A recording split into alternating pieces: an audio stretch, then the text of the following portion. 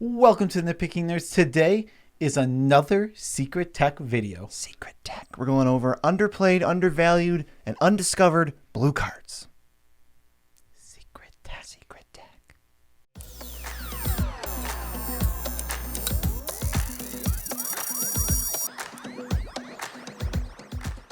I'm your host, Joe Cherries. I'm your host, Beezy, and that makes us the Nitpicking Nerds, and I forgot to do the thumb thing, so it's just not going to...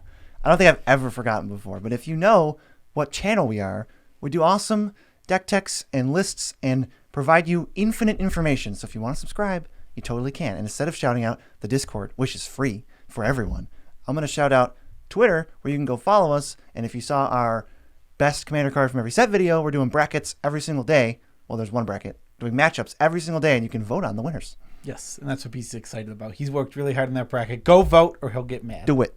We're doing secret tech. We're talking about cards that aren't in the top of the EDH page. These cards they're in 1% of decks they could potentially be in. You're underselling it. The top page of EDH Rec that they are not on shows about 350 of the most played cards, and these are none of those. Yes, they're not even close up there. Literally, like I said, 1% of decks that they could potentially be in. Yeah, and half these are zeros. 0%. Yes. The first one we're going to start with is Mitotic Manipulation. It's only in 165 decks on the EDH Rec. That's 0%, and it's only 30 cents. That's like 0.00%. It's so low. It's one blue. Look at the top 7 cards of your library. Put one of them onto the battlefield if it has the same name as a permanent, and the rest go on the bottom. That's already on the battlefield. So this is blue ramp. If you have 33 islands in your deck, it is up to a 94% chance to hit. Yeah, 94.8% chance that the 7 cards, one of them is an island, and you need an island in play, right? I wasn't expecting the numbers to be that crazy, because if you do it, it's rampant growth. You spend 2 mana and you get an extra land. Yeah, and take into consideration, like, it is going to be a ramp spell in your deck. It is blue, so this is more of a mono blue card that we're talking about here. But there is also the random upside that if somebody has something like a Jingataxias and that's in your deck, you could randomly just also get a Jingataxias. If you're like blue red, and you are mostly blue, there's a good chance there's a mountain in play somewhere else, right?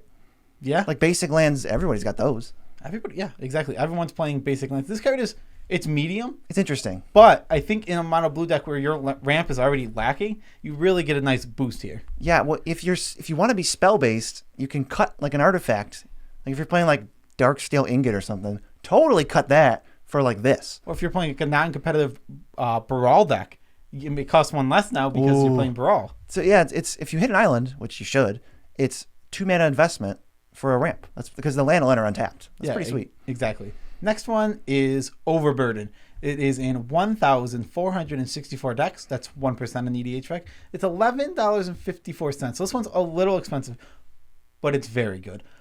It went up in price, but nobody seemed to want to play it. I don't know why it went up in price if no one's playing it. Yeah, so when a creature enters the battlefield under a player's control, non-token, they bounce a land back to their hand. This could be an upside for you and a downside for them. So you want to be green-blue, probably. Yeah, this card is totally reasonable. It's really cool because it is so mean. But you have to remember that you are being mean with this card. So don't just throw it into any deck, because a lot of players are going to hate this card. It's going to demand answers, and it might even get you a little like, why are you playing that? That's so unfun. Yeah, I'm thinking 3-color Omnath, 4-color Omnath, Tatyova.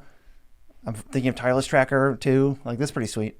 Yeah, the card is it's very good. It's much better than it looks, because at first you might be like, it's just going to bounce a land once in a while. That's not that good. But in a heavy creature meta, this card is insane. Oh, yeah. It's going to really probably slow things down to they can't play lands. It's when it's going to end up being, or choose play land for turn or play a creature. Usually you want to play a spell. Yeah, and like if you have multiple land drop type deck, where this can be an upside for you, it's even better. Up next is Land Equilibrium. It's only in 211 decks, 0%. This may be due to the fact that it is a very expensive card. It's $248.98, but I still think it's the hidden gem, because even at that price, it should probably be in a couple more decks. We never said this was a budget series.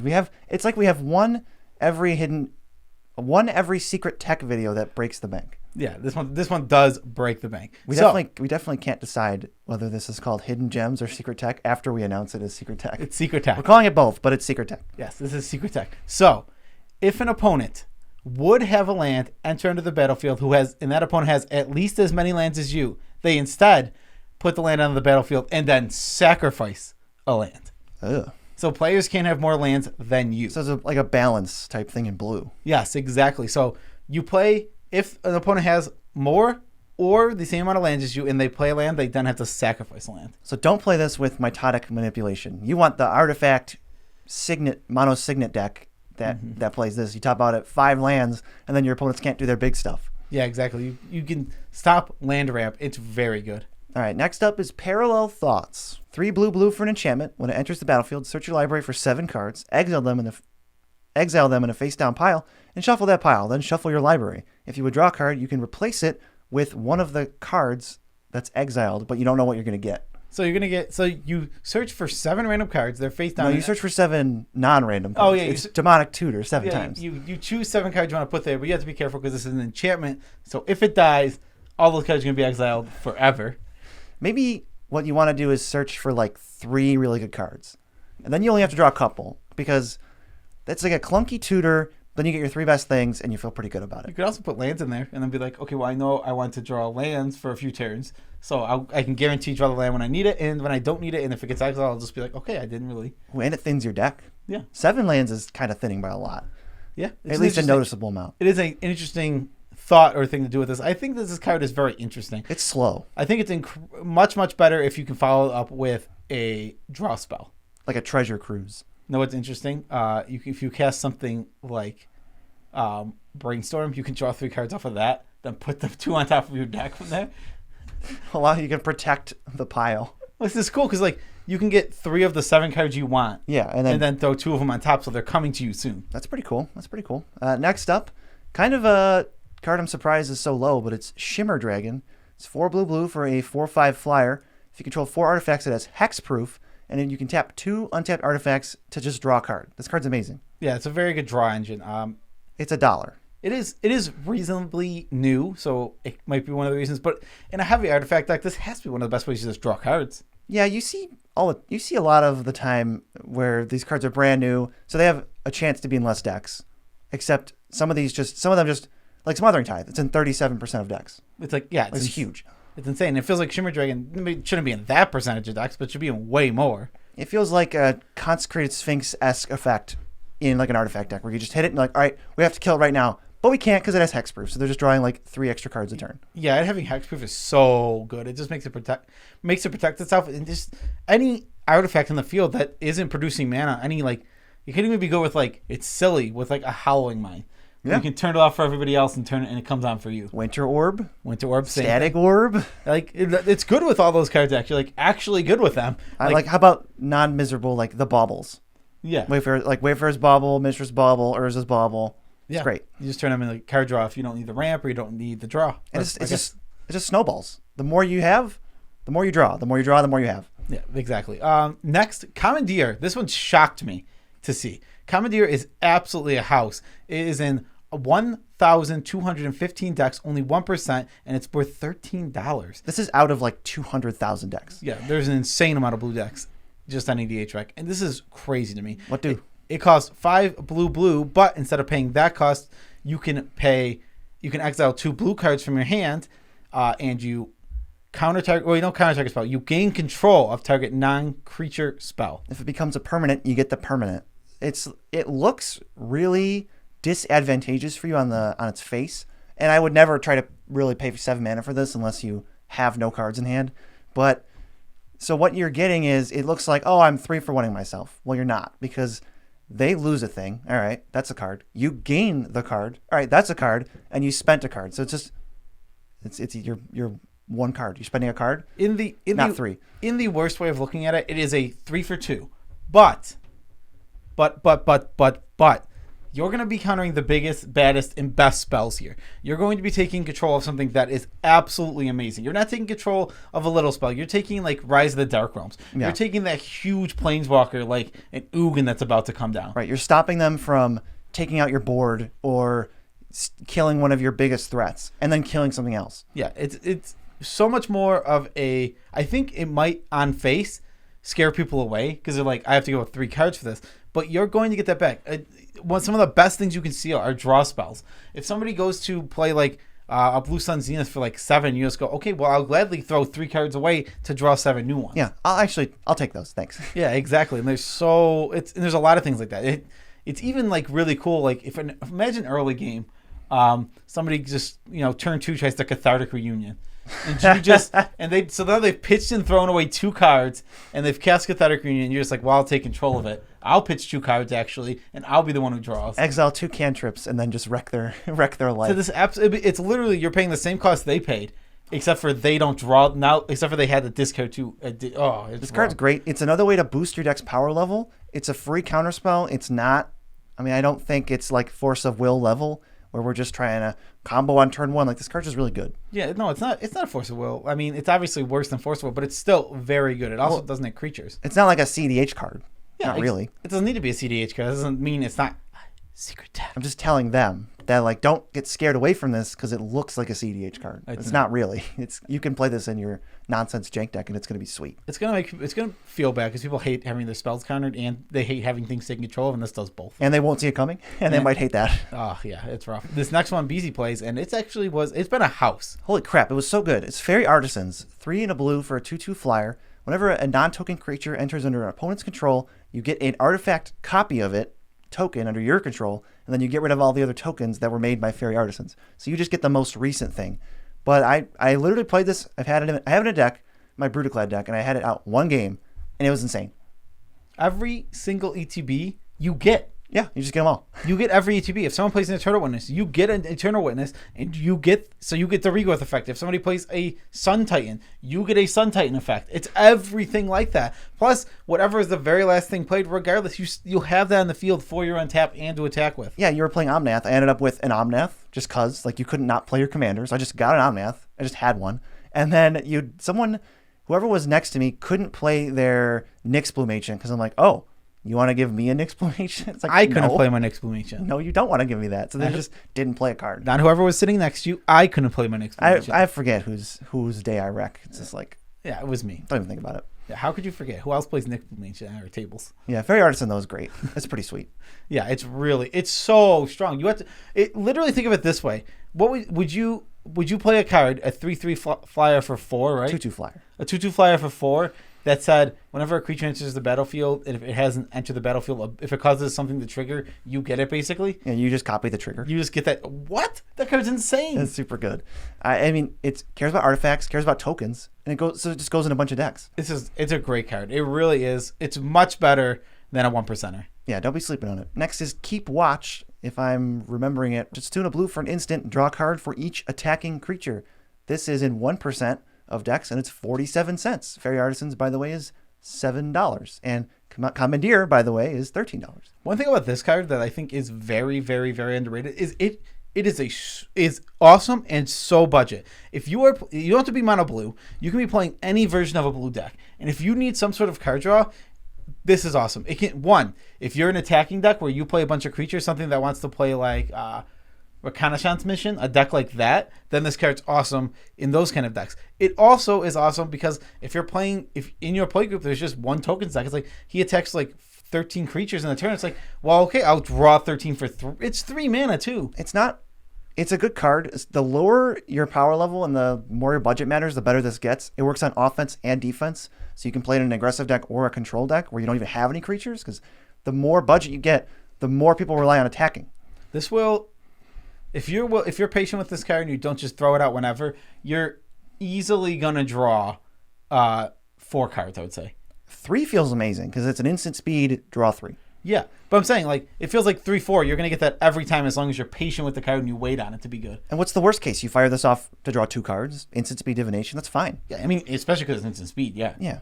Everyone has commanders. Everyone's attacking with commanders, so it's never going to be like a totally dead card, and the ceiling is so high. Yeah, exactly. Like you were saying, the meta gets more attack based. This card gets a lot better. Definitely consider it. I think this pushes out, if you're in like the lower budget competitive meta, or lower budget attack meta, this pushes out like compulsive research and thirst for knowledge and stuff. Yeah, I mean, this card's going to be on average a lot better.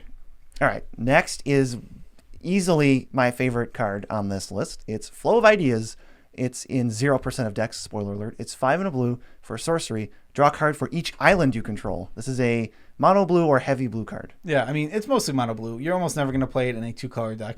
Because I've played like heavy blue 2-color decks, and it still feels like you need a ton of the other color laying around. Yeah, you need like, I think blue-white might be able to handle it because they have a lot of fetchable things, but like blue-red couldn't. Yeah. Because blue-red literally just has steam vents, but blue-white's like, hold on, I got irrigated farmland, and I got prairie stream. I got all these unfinished cycles that should be finished. Yeah, the only ally part. Anyway, Flow of Ideas is awesome.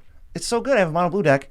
This card basically just wins the game if I cast it. It is extremely strong. It's going to be a tap-out haymaker, but you untap. After that, untapping is going to be like, so good. The one thing I do want to say about Flow of Ideas is I feel like it is a little worse now that we've gotten Seagate Restoration, because that, like, I know that Seagate Restoration sits in a land slot. Yeah, but it doesn't. It's not as reliable for card draw. That's true. That's true. It's not as reliable, but still, that card sitting in a land slot makes me like this a little less. I'm not saying I wouldn't play this card. I'm in for both. If you're in for both, I mean, yeah. Well, that's if you're in for both. I'm saying Seagate Restoration is like such a free roll to throw in your deck. Well, you don't have to. The thing about Flow of Ideas and being a mono blue is you're gonna play it when you have like 8 islands, draw 8 cards. Now you have free counter spells like Commandeer, or you can hold up like an Arcane Denial, so you don't die. You can protect yourself from like literally dying, and then next turn you're just gonna go off and do whatever you want. But then you die anyway because we just attacked you and we didn't play any spells to kill you. Well, it depends. You left yourself dead on board, idiot. I was at like 5, and I was like, if something's gonna get me out of it, it's Flow of Ideas. The card's really, really good. All right, what's the last one? Well, hold on. If you would ever play Mind Spring, which is X blue, draw X cards for a sorcery, this is so much better. So much better. In a mono blue deck. Yeah, in a mono blue or maybe heavy blue, it depends. Because if you pay 6 to draw 6, that's still better, even if you have 10 lands in play. Yeah, that's fair. Next, what's the last one? The last one is Infinite Reflection. This one's confusing. It's 5 and a blue, aura enchantment. All creatures on the battlefield are the enchanted creature, and all creatures you play enter the battlefield as the enchanted creature. Right, so there's a trigger when it enters to make all your creatures copies of the enchanted creature, and then new creatures enter as it. So there's no trigger if like Solemn Simulacrum would enter as a Grave Titan. Like you get 2/2 zombies, not a basic land. Yes, you don't. Yeah, everything enters as the new thing. Yeah, so I have this in a deck, but that's just mostly for pure nonsense. But I think this is a potentially cool like finisher, where if you make a bunch of like small, tiny, dumb creatures, not tokens, but if you make a bunch of like Diligent Farmhand, like Satyr Wayfinder, like those are just coming to mind. If you make them into something huge, maybe you could just go crazy. Yeah, I mean, I like this card. I think this card is super cool. I don't know how effective it is. I've never played it, and it's never a card that like while I'm building a deck, it's ever gone like, I should put that in my deck. But it's been good. I mean, you've seen me have it out a couple times. I've seen it do some fun. I've seen it do some cool things. But again, I think this card. I think it is cool, and I think it's very fun.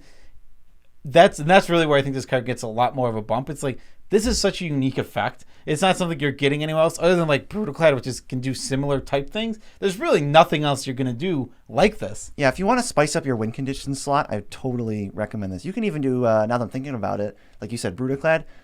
Play a bunch of dumb artifact creatures and then throw this on a Lodestone Golem. I mean, game over. Your spells cost 10 more to play. Yeah, you're just gonna win. Non-artifact spells cost 10 more to play. That's like, so you can just do weird, cool stuff like that. It just makes me. It's a card that's worth building around. Actually pays you off. Yeah, it's really cool. Again, like how good it is, I have no clue. 20 cents. It's better than 579 decks. It is that I would say it's better than that. It's very cool. But that is the end of our video. Thanks everyone for watching, and special thanks to all of our patrons. We love you all as much as we can without making you uncomfortable. You guys are nicknamed the Poopy Babies because you're so awesome, and that's not what Poopy Baby means to us, but it means that in this case. Yeah, Poopy Baby has a lot of different meanings. You got to get to know us. Yeah, it's all contextual. It's like our own language. Depends on how I say it. But we also have merch in the description you can buy. Mm-hmm. We were wearing it in a different video, so go check out that video to see what it looks like. TCG player link. I'm going to link these 10 cards. you're going to be like, wow, they're not that expensive except for land equilibrium. And then you're going to say, oh, I'm going to try out Mitotic Manipulation and Faerie Artisans and Flow of Ideas. You can buy those or whatever you want, add them to the cart. We get a little kickback on the order. It helps out the channel. Yeah. And if you can't get enough of me, and sometimes never busy. Usually me. Yeah. I stream weekdays around 10.